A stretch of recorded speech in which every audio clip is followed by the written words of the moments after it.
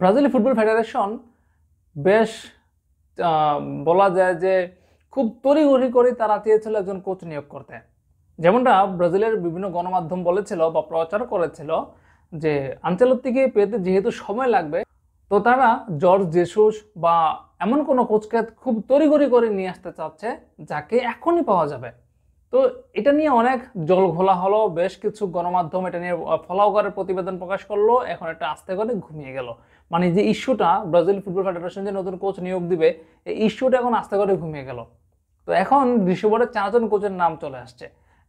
George Jesus এবং Ancelotti তো আগেই আছেন, তার মধ্যে যুক্ত হয়েছে মরিনহো এবং সঙ্গে রয়েছে আবেল ফেরেইরা। যে এই 4জনের মধ্যে থেকে এখন কাউকে নিয়োগ দেওয়া হবে। তো এর মধ্যে কাকে নিয়োগ দেওয়া হবে? প্রথমে বলা হয়েছিল যে জর্জ জেসুস যদি তাকে যদি ব্রাজিল ফুটবল ফেডারেশন অফার করে তাহলে সে আল হিলালের সঙ্গে আসলে আল হিলালকে নিয়ে 2025 যে ক্লাব বিশ্বকাপ রয়েছে সেই ক্লাব বিশ্বকাপে খেলতেই যাবে না, সে এখনই ব্রাজিলের কোচ হতে রাজি হয়ে যাবে। কিন্তু এখন এখন বলা হচ্ছে যে জর্জ জেসুস এবং আনচেলত্তি দুজনের একজনকেও ক্লাব বিশ্বকাপের আগে পাওয়া যাবে না।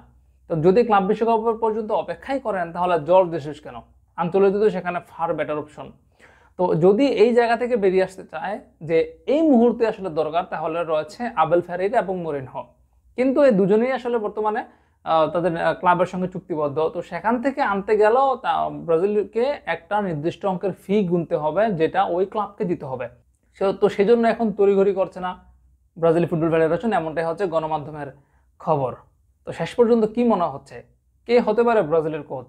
এটা নিয়ে আমার মনে হয় আগামী অন্তত মে বা জুন পর্যন্ত এরকম জলঘোলা চলতেই থাকবে।